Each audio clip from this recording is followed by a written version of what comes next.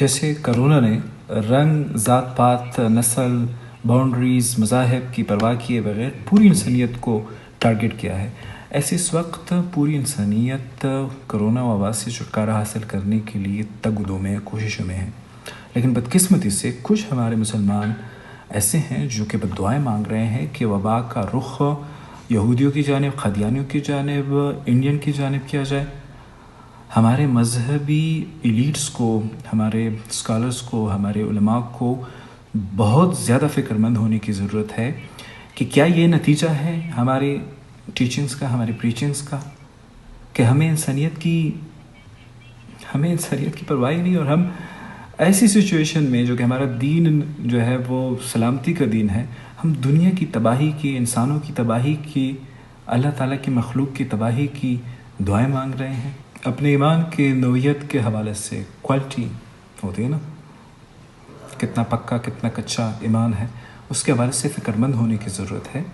کہ کیا میں اس دین کو جو سلامتی کا دین ہے، جو پوری دنیا کے لیے پیس والا ریلیجن ہے، اس کا ٹرو فالوور ہوں،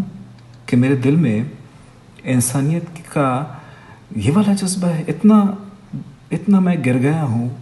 انسانیت کے معیار سے کہ میں لوگوں کی مرنے کی دعائیں مانگ رہا ہوں ایسی سچویشن میں، جب خود میں مر رہا ہوں، خود میرے آس پاس کے لوگ مر رہے ہیں، مجھے کوئی پتہ نہیں چلتا کون کب کس کو یہ بیماری اپنی لپیٹ میں لے اور وہ چلا جائے۔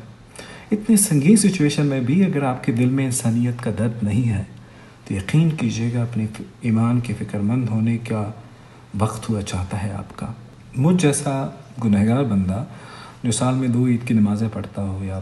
کبھی کبھی جمعہ کی نماز پڑھتا ہو، مجھ جیسے کمزور ایمان والا، میں ڈر رہا ہوں کہ کہیں ان لوگوں کی وجہ سے جو کہ یہ بددعائیں مانگ رہے ہیں انسانیت کی تباہی کے، قدرت کو جلال نہ آئے، اور قدرت جو ہے وہ ہم سے، میں بہت ڈر رہا ہوں۔ یقین جانے ان لوگوں کے حوالے سے جب میں اس طرح کی بددعائیں دیکھتا ہوں، بہت کثیر تعداد میں سوشل میڈیا پہ لوگوں کو دیکھ رہا ہوں، تو میں بہت فکر مند ہو رہا ہوں۔ میں کہتا ہوں کہ انسانیت شاید ختم ہو گئی ہے۔